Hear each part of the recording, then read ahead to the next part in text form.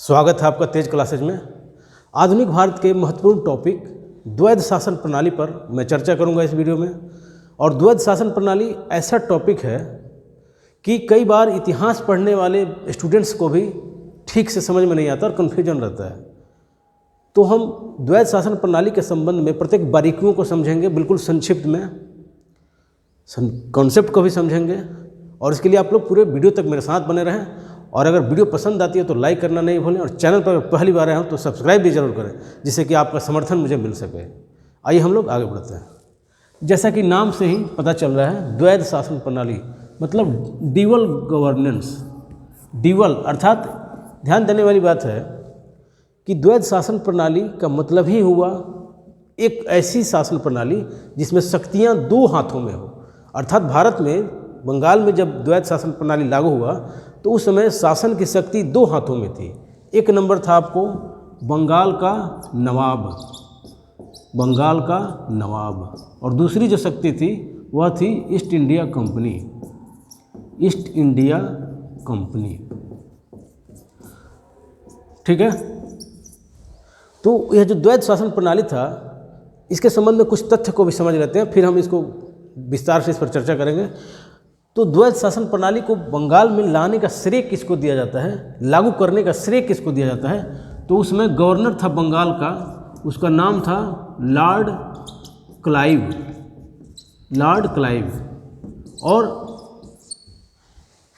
जब द्वैध शासन प्रणाली लागू हो गया तो इसको समाप्त किसने किया कालांतर में? उसका नाम था वारेन हेस्टिंग्स। इसको ध्यान रखना है, वारेन हेस्टिंग्स। प्रारंभिक परीक्षा हो या मुख्य परीक्षा हो, सबके लिए तथ्यों का संग्रह जरूरी होता है और कॉन्सेप्ट जरूरी होता है, जिससे कि आप विस्तार रूप दे सकें। ठीक है। अच्छा, ये जो जन्मदाता था द्वैध शासन प्रणाली का, कई बार पूछ लिया जाता है कि द्वैध शासन प्रणाली के जन्मदाता कौन था। तो उस जन्मदाता का नाम था लियोनेल कर्टिस। और इसने अपनी पुस्तक डायरकी में उसने इसका विवेचना किया था, द्वैध शासन प्रणाली का। अब हम लोग मूल बिंदु पर आते हैं कि द्वैध शासन प्रणाली है क्या। तो द्वैध शासन प्रणाली बंगाल में लाया गया आपको 1765 ईस्वी में। और उसके पहले की पृष्ठभूमि जो थी प्लासी के युद्ध में और बक्सर के युद्ध में, दोनों ही युद्ध में जब ईस्ट इंडिया कंपनी को अपनी सत्ता मजबूत करने का मौका मिल गया, तो अब प्रश्न यही था कि किस प्रकार से सत्ता को और मजबूत किया जाए। तो उसमें बंगाल में गवर्नर हुआ करता था लॉर्ड क्लाइव। तो जब बक्सर के युद्ध के बाद या फिर प्लासी के युद्ध के बाद जब सत्ता दिया गया था मीर जाफर को या मीर कासिम को, तो कई बार सत्ता में उछल पुछल हुआ, शक्ति असंतुलित होने लगी, लड़ाइयाँ भी हुई। तो इसको नियंत्रित करने के लिए क्लाइव ने एक बुद्धि निकाला कि क्यों नहीं बंगाल से जो विद्रोह होता है, जो क्रांति होती है, इसको नाश करने का, ख़त्म करने का परमानेंट उपाय ढूंढ लिया जाए। इसी के लिए उसने क्या किया कि जो सत्ता की शक्ति थी उसको दो भागों में बांट दिया गया। अर्थात 1765 ईस्वी का जब वो टाइम आया, 1765 ईस्वी का, जब मीर कासिम के पुत्र नजबू दौला, नाम था उसका नजबू दौला, तो नजबू दौला को इसीलिए नवाब बनाने स्वीकार किया गया कंपनी के द्वारा कि जो बंगाल का जो नवाब होगा वह दीवानी शक्ति सौंप देगा किसको? ईस्ट इंडिया कंपनी के प्रतिनिधि उप नजीम को। प्रारंभ में भी आप लोगों ने देखा होगा इतिहास में, मुगल काल में या फिर कालांतर में, कि दीवानी शक्ति मतलब होता है पूरे जो अर्थव्यवस्था है, शासन की जो अर्थव्यवस्था है उसकी शक्ति। तो बंगाल का ये जो द्वैध शासन प्रणाली था, इसमें बंगाल के नवाब के पास रह जाना था केवल उत्तरदायित्व। और उत्तरदायित्व का मतलब क्या? यह बंगाल के नवाब को क्या क्या मतलब यह हुआ कि पूरा जो प्रशासनिक तंत्र था बंगाल का दो भागों में बांटा गया। एक में जो बंगाल का नवाब था उसको देखना था शांति व्यवस्था, कानून व्यवस्था, और जो दूसरी तरफ जो ईस्ट इंडिया कंपनी थी उसको दीवानी मिली। अर्थात ईस्ट इंडिया कंपनी के अधिकार के द्वारा या ईस्ट इंडिया कंपनी को यह अधिकार मिला उप नजीम या दीवान नियुक्त करने का, और दीवान को दीवानी मिली। मतलब ईस्ट इंडिया कंपनी को दीवानी मिली। दीवानी मतलब क्या? पूरा राजस्व इकट्ठा करने का अधिकार, वो चाहे कृषि से संबंधित हो, व्यापार वाणिज्य से संबंधित हो, मतलब पैसा कौड़ी या धन दौलत का जो मामला था वो टोटल का टोटल अब ईस्ट इंडिया कंपनी के पास आ गया। तो समझने वाली बात यह है कि एक के पास जहां उत्तरदायित्व था कानून व्यवस्था को बरकरार रखने का, शांति व्यवस्था को बरकरार रखने का, वहीं दूसरे के पास अधिकार थे। कैसी अधिकार? तो यह अधिकार थी आपको पैसा, मतलब सारा धन या राजस्व इकट्ठा करने का अधिकार, खर्च करने का अधिकार, प्राप्त करने का अधिकार। इसीलिए इसको बोला गया है द्वैध शासन प्रणाली को कि बंगाल के नवाब के पास जहां केवल कर्तव्य थे वहीं ईस्ट इंडिया कंपनी के पास अधिकार था। और कितना अटपटा है ना कि एक के पास अधिकार है, एक के पास कर्तव्य है, जबकि न तो अधिकार अकेले रह सकता है न ही कर्तव्य अकेले रह सकता है। और इसी का दुष्परिणाम कालांतर में सामने आया। तो सवाल यह उठता है कि क्लाइव ने द्वैध शासन प्रणाली को लागू क्यों किया? तो जैसा कि आप जान रहे हैं कि बक्सर के युद्ध के बाद, प्लासी के युद्ध के बाद और बक्सर के युद्ध के बाद बंगाल में ईस्ट इंडिया कंपनी ने अपनी सत्ता को मजबूत कर ली थी। वैसे में अब उसके पास विकल्प यह था कि इस सत्ता को और मजबूत किया जाए। तो अब ड्यूअल सिस्टम को अगर वो नहीं अपनाता तो क्या कर सकता था क्लाइव? क्लाइव कर सकता था यही कि जो बंगाल है पूरे बंगाल को अपने अधीन कर ले, मतलब सत्ता को कब्जा कर ले, अर्थात प्रशासनिक नियंत्रण अपने हाथ में ले ले, पूर्ण रूप से राजनीतिक नियंत्रण अपने हाथ में ले ले। तो डर क्या क्या था? तो समस्या थी, और समस्या यही थी कि अगर ऐसा होता तो क्या क्या समस्या थी, क्यों नहीं किया? तो एक नंबर तो बात है भाई कि प्रशासनिक अनुभव की कमी, अर्थात ईस्ट इंडिया कंपनी के पास प्रशासन चलाने का अनुभव नहीं था भारत में, और जो थोड़े बहुत कर्मचारी थे उनके प्रशासनिक अनुभव वाले, उनसे पूरा का पूरा बंगाल नहीं संभाला जा सकता था। ऐसा इसलिए कि उसमें बंगाल केवल बंगाल नहीं था बल्कि बंगाल, बिहार और उड़ीसा भी था। इसीलिए बंगाल में द्वैध शासन प्रणाली के अंतर्गत यह देखा गया कि क्लाइव जानबूझ के इसको अपनाया, द्वैध शासन प्रणाली को, जिससे कि दीवानी या राजस्व का अधिकार भी अपने पास आ जाए और मामला अगर बिगड़े तो सीधे थोप दिया जाए कि भाई तो नवाब देखता है कानून व्यवस्था, हम कानून व्यवस्था नहीं देखते हैं। पहली बात ये। दूसरी बात कि अगर ऐसा होता तो जो विदेशी कंपनियां थी, जो विदेशी शक्तियां थी, विदेशी शक्तियां उनके इकट्ठा हो जाने का डर था।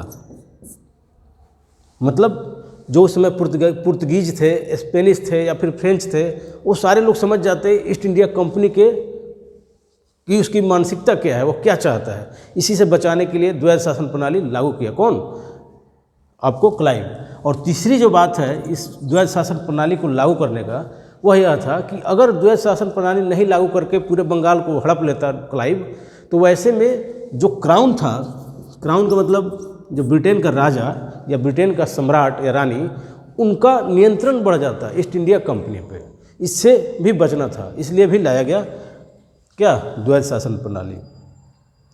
अच्छा, इसके बाद सवाल यह उठता है कि क्या क्या परिवर्तन हुए। तो जैसे ही द्वैध शासन प्रणाली लागू किया गया तो बंगाल, बिहार और उड़ीसा, इन तीनों की दीवानी दी गई ईस्ट इंडिया कंपनी को।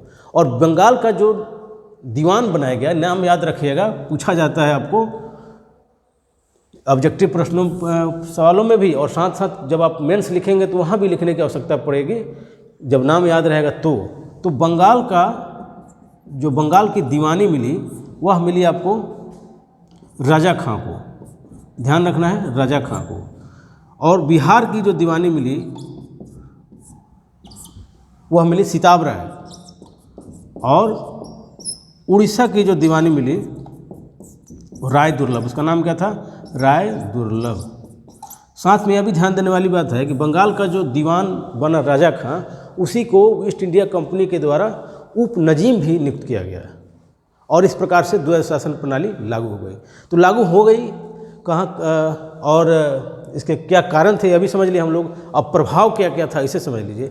तो जो द्वैध शासन प्रणाली लागू हुई तो इसका प्रभाव भी बहुत ही व्यापक और भयंकर था, ये कहिए बंगाल के लिए, क्योंकि बंगाल उस समय बिल्कुल समृद्ध देश हुआ करता था, समृद्ध क्षेत्र हुआ करता था, देश नहीं, समृद्ध क्षेत्र या समृद्ध राज्य हुआ करता था। वहाँ चावल का उत्पादन बड़े पैमाने पर होता था, जूट का उत्पादन होता था बड़े पैमाने पे, लेकिन जब द्वैध शासन प्रणाली लागू की गई तो क्या क्या तकलीफ हुआ बंगालियों को, भारतीयों को, यह भी समझ लीजिए आप लोग।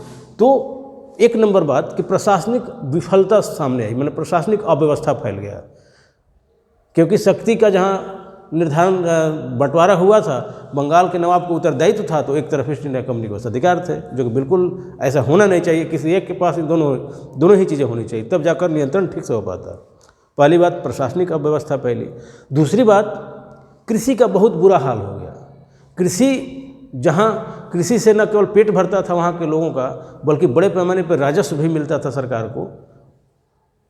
तो अब वहाँ भी समस्या होने लगी। कृषि की व्यवस्था मतलब कृषि की हालत बुरी हो गई, उत्पादन गिर गया। अच्छा, असंतोष फैला लोगों में, आम जनता में असंतोष फैला। ब्रिटिश ईस्ट इंडिया कंपनी या ईस्ट इंडिया कंपनी का नाम भी खराब हुआ उस समय, तो इसके ये प्रभाव थे। कुल मिला के द्वैध शासन प्रणाली को देखा जाए तो ईस्ट इंडिया कंपनी के लिए जहाँ फायदेमंद रहा, वहीं बंगालियों के लिए, वहीं भारतीयों के लिए यह बेहद ही भयावह और ख़तरनाक प्रभाव उत्पन्न करने वाला रहा। और हम यह भी देखते हैं कि क्लाइव का यह जो सिस्टम था एक तरह से फेलियर हो गया, और इसी का परिणाम आगे दिखाई देता है कि बंगाल में कई भयंकर अकाल पड़े उत्पादन के कमी के कारण, कृषि में उत्पादन के कमी के कारण, और उसी अकाल में इतने सारे लोग मरे कि लोगों ने लोगों तक को खाया, मतलब आदमी के लाश को भी खाया। और इस बात का उल्लेख करता है जॉर्ज कार्नेवल, उसका नाम था उस ब्रिटिश का जॉर्ज कार्नेवल। तो 1856 ईस्वी में ये जो जॉर्ज कार्नेवल था, इसने हाउस ऑफ कॉमन्स में, जिस प्रकार से इंडिया में होता है राज्यसभा और लोकसभा, उसी प्रकार से हाउस ऑफ कॉमन्स है वहाँ पे एक सदन, उच्च सदन। तो हाउस ऑफ कॉमन्स में जॉर्ज कार्नेवल ने बोला कि 1765 से लेकर के और 1785 ईस्वी तक, 1765 से लेकर 1785 ईस्वी तक ईस्ट इंडिया कंपनी का जो शासनकाल भारत में था, इतना भ्रष्ट, इतना अनैतिक, इतना झूठा और बेईमान शासन किसी भी सभ्य देश में नहीं रहा होगा। और इस प्रकार से द्वैध शासन प्रणाली की सही बारीकियों को हम लोग समझ चुके हैं, और हम नेक्स्ट वीडियो में बात करेंगे